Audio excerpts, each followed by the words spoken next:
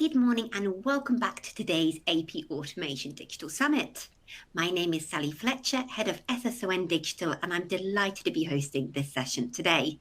So in this session, we're continuing the AI in AP conversation. I know it's the hottest topic and lots of you are asking about it. So we wanted to provide as much content as possible for you in this area. Before I kind of kickstart with this speaker, let's have a few notices on the console. We do have that attendee chat where you can earn certifications. This session is eligible for CPEs.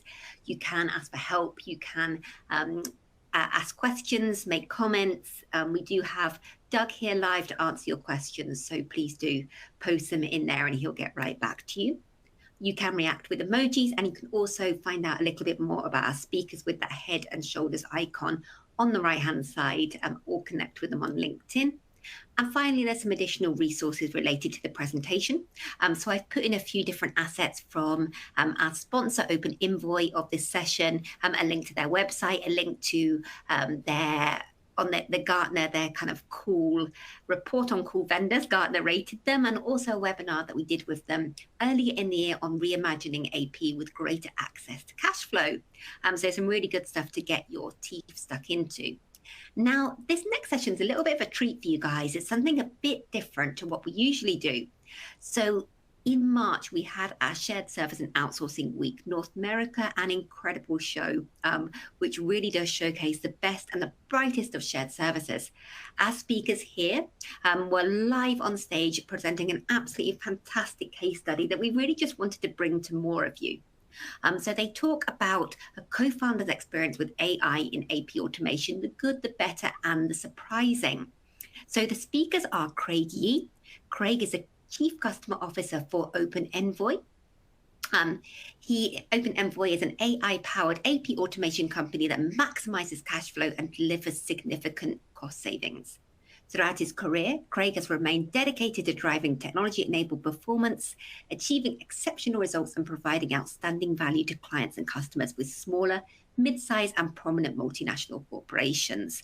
He's joined by Eric Anderson, co-founder of Raney LLC, a leading provider of aftermarket parts and accessories in the heavy-duty trucking industry. Not an industry I know much about. From the inception of the company, Eric has worn many hats and has numerous job duties as the company has grown from a small startup of 4 employees to its current size of over 100. So it's a really different session, really innovative. As I said, it is a recorded session, but we do have Doug here from Open Envoy to answer your questions in the attendee chat. So please don't hesitate to be as interactive as you've been so far, because that was super cool. So I'm going to click start and we're going to share this presentation with you. I hope you enjoy it.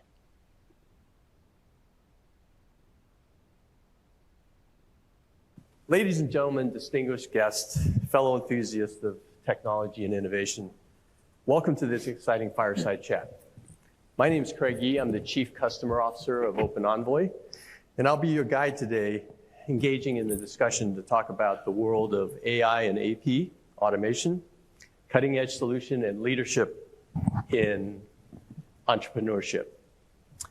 Today, we're sitting down and have the privilege to sit down with the leader, Eric Anderson. Eric is the co-founder of Raney's, a company that has been at the forefront of retail and supply chain innovation and utilizes Open Envoy's innovative accounts payable automation solution. I will lead the questioning in this conversation, and together we'll explore Eric's experiences and insights. A little bit about Open Envoy. Open Envoy is an AP automation provider that leverages AI to transform the way businesses manage their accounts payable processes. By identifying and blocking overspend before it happens in real time, Open Envoy restores financial control, enables better cash management, and prevents financial loss. Our innovative solutions have earned the recognition of Gartner as 2023's Cool Vendor, joining the ranks of other notable cool vendors like Snowflake, Dropbox, Instagram, and Palantir, who have all disrupted and transformed their respective industries. As we delve into Eric's journey and the remarkable Raney story, We'll take a look at key learnings many of us can apply to the challenges that we face to improve our financial and related operations. So without further delay, let's start the fireside chat. Please join me in extending a warm welcome to Eric as we delve into a conversation that promises to inspire and inform. Eric, welcome. Good to be here. Thank you for having me. I thought we'd start off by having you just give an overview about yourself, the Raney's journey, and a little bit about how we got here today. Okay. Yeah, so I'm the project manager for Raney's. So we are a heavy-duty truck parts, and we're also in the ag business now when it comes to agriculture. We just started doing that. And we started from nothing, really. It just was an idea of how we can distribute parts, chrome accessories, for over-the-road truckers, heavy-duty collision repair. No one was doing it fantastically. And 3 of us guys who didn't really know each other all that well, 2 of us were friends. We got money backing and decided we're going to do this. We started listing things on eBay, and none of us had business background. So there was a lot of pain points. We had no business background. So right. I was a window cleaner owning my own business. My friend was a window cleaner owning his own business. And then our CEO, he's just an engineer. So we knew nothing about the internet, websites, besides how to get on them or how to sell parts or anything about trucks. Wow, that's exciting. So what were some of the biggest challenges you faced early on? Learning business in general, like what to do, what not to do, what departments you needed to create, how to build websites, how to do marketing for websites, PPC, SEO, all of that stuff. We had to learn it from scratch is what we had to do. And it was important for us. We knew this was really the first time starting this type of business for any of us. And we wanted to make sure that we had the right culture. Culture was super important to us because we all decided to come together and do this because, yes, we wanted to make a successful business, but we wanted to have a business where we could have fun. And it was ours. So we spent a lot of time making that way. We were inspired by Zappos. Mm-hmm. So visited the site, read the book, learned everything we could about culture, how to treat people, how to make it a fun environment. And we knew that if we focused on that part of it, making it good for the employees and them wanting to be there and wanting to work for us, that success would just follow because really the key was people. Right. So that was a struggle, though, finding people. So if we fast forward the clock a little bit, your business is taking off, you've got a little more cash flow, and you're starting to look a little bit more at your financial operations and processes. What kind of challenges did you face in terms of cash flow, risk management, forecasting, those types of things? The biggest thing was we didn't know anything about those things. And we were growing very quickly. So trying to keep up with the growth, we ran into how do we automate the number of sales that we're getting versus the number of POs that we need to get to our suppliers and vendors. And then how are we going to reconcile those invoices? I remember, I was the first AP clerk. Like I just got bills and then just entered them, keyed them into the system. And then the number of invoices were going to hundreds a month, and then they started growing to thousands a month.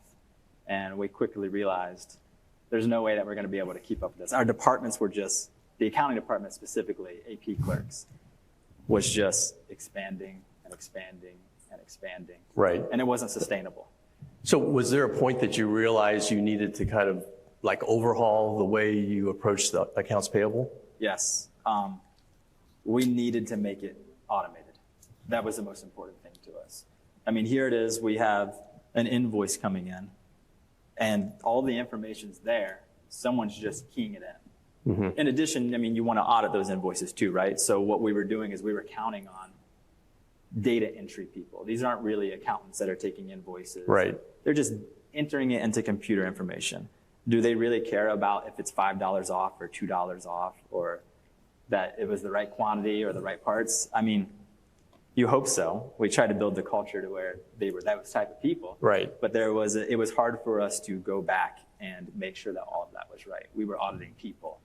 and it was difficult for us to do. So we knew, well, we want to get smart about this. And we also recently were bought or sold some of the company to private equity. So we were now getting into expanding acquisitions, Right. bringing on new industries like agriculture now that we've never been in before, new products, manufacturing, and the number of invoices and the different types of invoices that were going to come in were going to be tremendously all over the charts. Right. So we needed computer, automation, AI. Didn't know we needed AI. But Well, it's a good lead into the next question, because as you thought about the requirements, you said we needed automation, and there must have been several things that you look for when you look for a solution provider. What kind of search criteria did you have?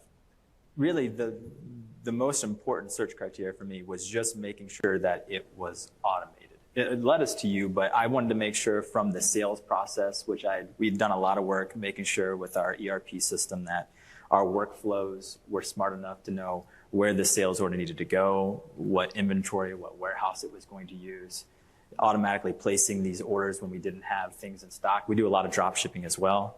So what vendor, supplier it needed to go to for the right pricing. But we'd gotten to that point, and it saved us a lot of work having all that automated. But then the payment process, the reconciliation process, the receiving process, none of that had been automated.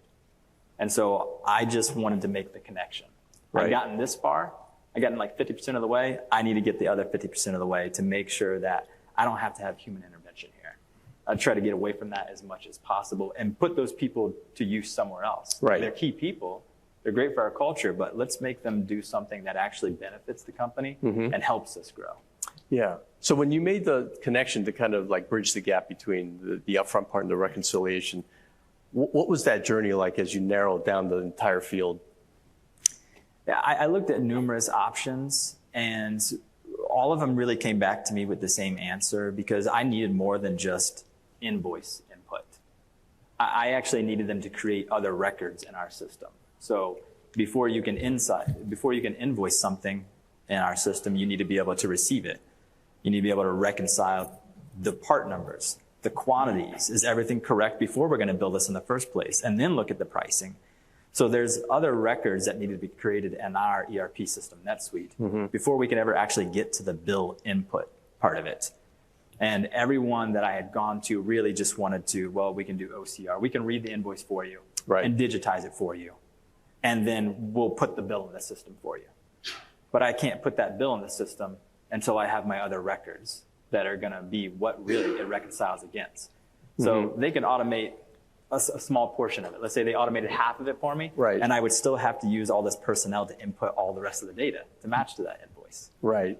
So in the early stages when you were looking for solutions, it sounds like integration was an important part to make sure that there was a complete kind of workflow to the whole solution. Yes, integration is always a big key part. And Open Envoy was willing to create those records for me, no matter what I wanted them to be. Item receipt, item fulfillment, take the tracking numbers, take the ASNs, all of this information, the package information, and create a document for me that goes in my system so that the invoice has something to reconcile against as well. So that was the only way to automate, to really get full automation out of our AP system. And so Open Envoy became the clear choice because everyone just fell short. Right. Understood. So when you engaged in the, let's say, now you've gone through your selection process, and now there's part of the, what typically people may call the more challenging parts of bringing on board a provider, the implementation. Do you want to tell us about that? I deal with all the technology for the company, so there's been lots of implementations. We changed over ERP systems twice, and it's never completely smooth. You can never expect it to be 100% smooth. There's always going to be some things you run into. So that's what we found with this as well. A brand new system that was going to take more work off of our AP clerks' hands, but it couldn't just be the switch that got turned on, right? There needed to be a lot of auditing on our part to make sure things were working the way they were supposed to work.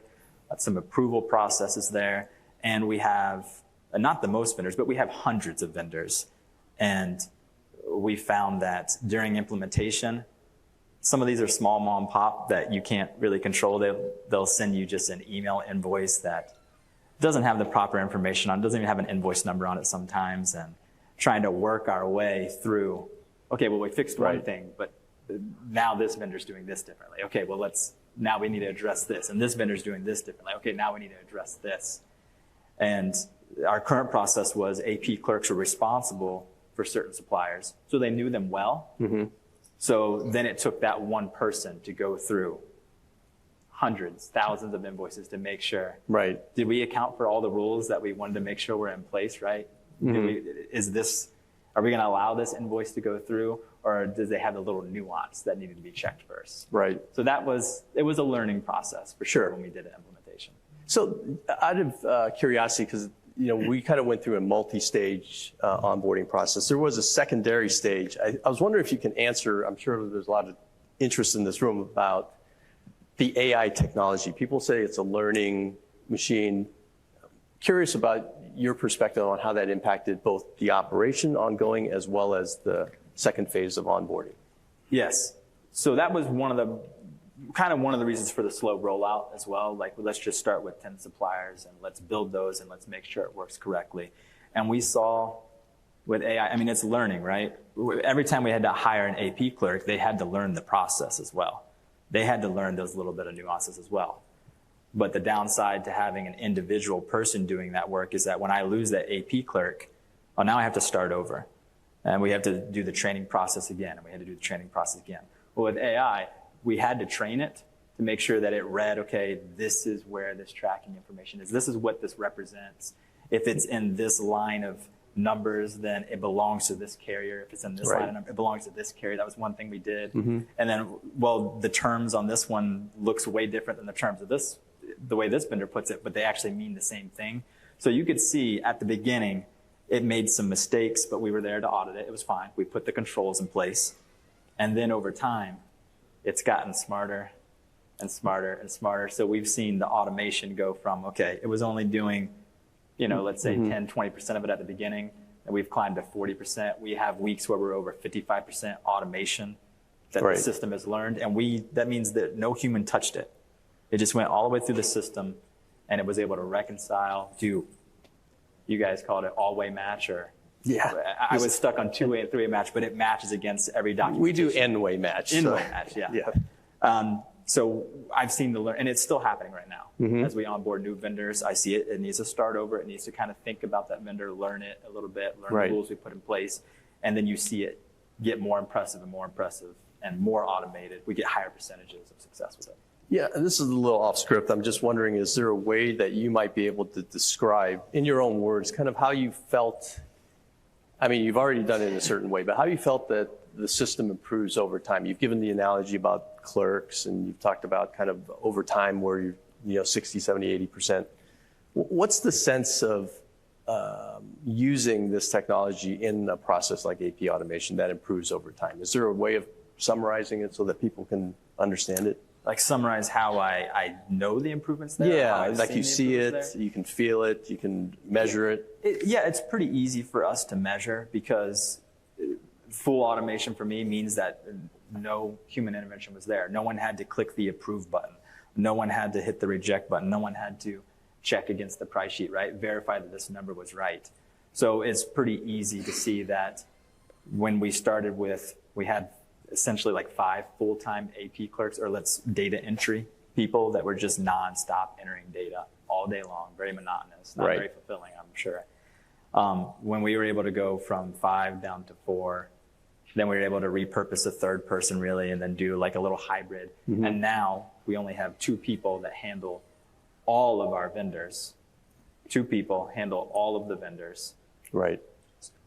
It was a clear indicating factor to me. And we saw the percentages. You give us a nice dashboard so I can see, hey, this is how much went through the system without you having to touch anything. The next week, I see improvements. The next week, I see improvements. Right. Yeah. It was pretty easy for us. That's great. I'm glad you kind of mentioned that, because we put into place other things that leverage the technology that actually addresses some of the issues that you may have experienced on board. And we've significantly reduced, I think, the phase 2 onboarding of the remaining suppliers. Yeah, that's true too. We learned a lot in those first onboarding systems. And I dedicated a little bit more manpower to the integration and onboarding of the rest of the vendors. So we've now built a good template that we know to follow each time, Right. what to keep a lookout for. And so it is much, much quicker. We went from onboarding 10, 15 a week to we were on leash like 50, 80, and then we had a big chunk of like 100, I think. Right. Yeah, I think it was triple digits. It was a lot. It was an impressive uptick. How about for the audience here, like the change management element, right? Because after all, we are dealing with an existing process. We're really revamping, transforming the whole process. But what was that like for you? That was a little difficult, I would say, just because of the personnel. They were so used to one thing, and I think we could have done a better job. I learned from that. We could have done a better job of really indicating to them what the new process was going to be, why the new process was going to work this way, how it was going to benefit them more fully, and what role they were going to play in it. Because you get to be careful when you introduce an idea like this. People can get fearful, right? Right. They, the person they think is, well, I'm going to lose my job. And that's not what we wanted to introduce. We didn't want to just cut people. We wanted to repurpose them. Right. So changing someone's role and learning why they were changing that role, right? What mistake was made, why we needed to fix that mistake. I think we could have done a better job, though, developing an easier to follow process for them, because it did create some confusion for them. They weren't used to things being so, let's say, seamless, really. Yeah, hands-free. And then when there was a problem, okay, this is what you need to do. This is your assignment for this problem. Here's where you need to click. Here's why you need to click. It's an easy system. Right. I could have done a better job, I think, internally of us making that change management. Every time it happened, communicating that, documenting it, why we did it that way. Yeah, we've actually adopted a different view for the more advanced customers as they look to kind of transform their organization post-implementation. And even you and I have talked a little bit about that in the re-rolling, redesign, and as people's jobs change as you introduce it. Yeah, I think being a part of that is very much part of our core as Chief Customer Officer, ensuring that we're able to introduce that when we do any onboarding. I wanted to touch a little bit, and I think you've covered most of it, but I wanted to, for the audience, talk about the tangible benefits. I think we talked a little bit about people, we talked about speed, we talked about kind of the touchless rate. Is there anything that sticks out in your mind or that you carry as a torch for key performance indicators? I mean, the digitization of it can't be underestimated too. That was a key point for me, 100% digitization of all of our invoices, easy access to them just by typing in any key component from the invoice. OE can pull it up for us. And it can show us all the matching documents for us too. So that was a big key part. Right. What was the rest of the question? You can answer it any way you like. The question really was around, we named a lot of benefits, but wondered if any floated to the top in your view. Same day. Same day. Yeah. The real timeness. The real time of this system. You would have AP clerks that could it could take us 2 days, 3 days, a week sometimes, depending, to always be caught up in it. Someone takes vacation. Well, now we're trying to fill that role. Invoices fall behind further. So same day processing on our invoices. I mean, the AI does take a little bit of its time. Sometimes it could be hours. Sometimes maybe it's 12 hours because it's really having to process a lot of line items and it's going through a bunch of rules. But being able to have all of our invoices caught up, AP, we could spend more time on AR, making sure that's clear as well, because I need the money coming in before it could go out. I think that was one of the biggest benefits for us, not waiting. It was just done. Right. Okay, that's good to know. The last question, how did your vendors and suppliers respond to this? And what was the impact? They were happy. I mean, we have good relationships with them and we work really hard to make sure we pay on time, we pay the right amounts, we handle the disputes correctly. But now they can get the answers same day. Like, we don't have to have so much back and forth between emails, phone conversations. It just made it way easier. So they were very happy that we were paying on time, every time. And really, we made an effort to communicate to them what we were doing, why we were doing it, why it was going to be beneficial for them as well, that we were doing this audit and this automation.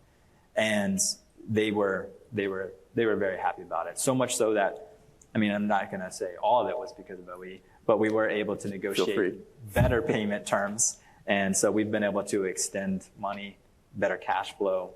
And we leverage this system to really help us to do that too. Great. That's awesome. I know that we're running close to time. I wanted to leave some time for questions from the audience, if there are any. I know we have a mic floating around, just in case. Any questions? If you raise your hand.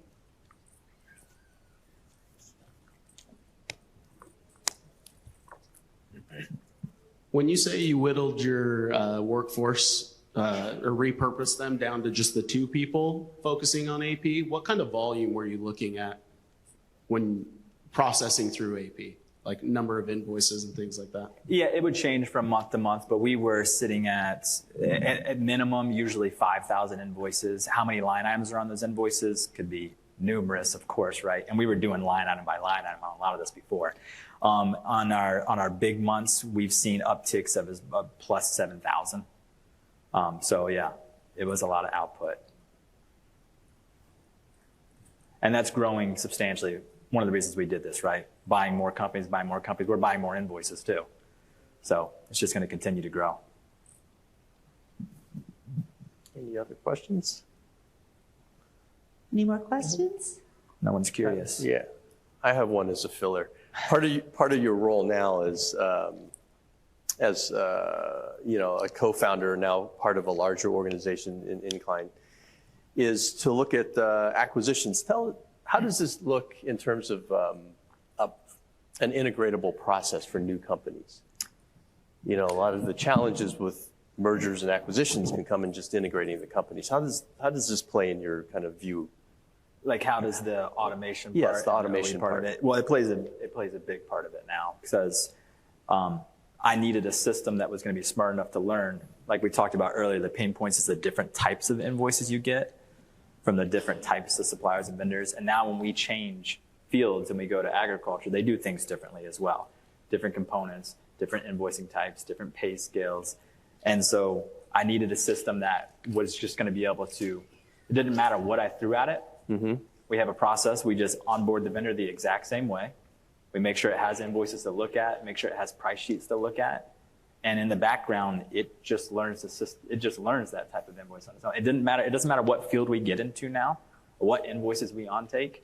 This system will be able to handle it. Right. Okay. Still open for questions if there are any. Just look around. Oh, please. Have you had any challenges integrating the data between Open Envoy and your ERP system? Yes. I can't say there hasn't been some challenges. They've all been overcome, though. But there was some challenges in the AI, I would say maybe reading the field correctly in some cases when it's learning that invoice for the first couple times. Teaching it the tracking numbers was kind of, because I needed a tracking number system too. I needed it to be able to upload the item receipts, the item fulfillments to get back to the customers automated. So we had some transitions there, but really communicating it to NetSuite hasn't really been that difficult of a process, because it's really just creating documents with data in the right fields. And when we saw it in the wrong field a couple times, it was no big deal. We'd just let it relearn, tell it, no, that's the wrong field. We need to be in this area. This is the field it needs to belong to. And then it would just learn it from that point forward. And then it took that and it would apply it to the next invoices too. And it would learn, okay, I recognize what this looks like, what it's supposed to be, even though it's in a different position, different place. And then it would send it to NetSuite the correct way. It was really cool. Any other questions? If not, I'm going to ask one final question. Everyone's spent 30 minutes in here, hearing us have this little chat. Is there anything that you want to leave the audience with? You've been on the journey. yours may be similar or maybe a little bit different than everyone else's, but what kind of wisdom could you lay on this group? Wisdom I can lay on this group. Oh man, I feel like that's a lot of pressure to hand out the wisdom. That's like why this. you got the big seat. I wish I would have done this sooner. I wish I would have thought about it and planned for it a little bit in advance, right? Not that I didn't think in terms of automation, but I didn't think of it holistic for the whole company and how I could do it. And now my gears are just always turning that way. So think of ways, I'm just constantly trying to be out ahead. Everyone wants to be ahead of the competition, right? That's what you're trying to do. But I want to be not just out ahead of the competition, but I want to be out ahead on the technology that makes the lives of our employees easier, that makes their work that much enjoyable, that much less stressful. And technology and AI really is what's going to be leading that charge. So I'm looking for ways to implement it now across the sales team, the customer service team, across our warehouse is going to be the next process as well. So don't be afraid to take some chances. It's worth the risk. Look for minimizing the risk as much as you can. But I feel that taking the risk on this, because we weren't thinking AI in the beginning, was well worth it. I'm glad I pulled the trigger.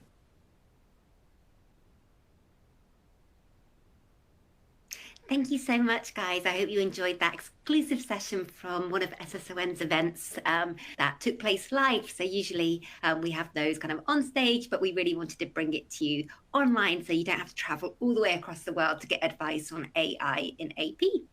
So we are going to take a break right now. I'm going to come back to a little bit of a different session. And that session's focusing on the topic of, should have got my notes up first, streamlining or preserving your talent. You can have both. So we're going to talk about the fact that, incorporating technology offers more than cost savings and process improvement, and how it can help you reallocate and upskill your existing staff. So it's a really, really cool session, a little bit different. And I know this speaker always gives fantastic presentations. So you can directly join that session with the icon with the arrows. It's the one on the most right of your page, or you can log off and log back in and join me in 15 minutes or so. Thank you once again to our speakers, and I'll see the rest of you soon.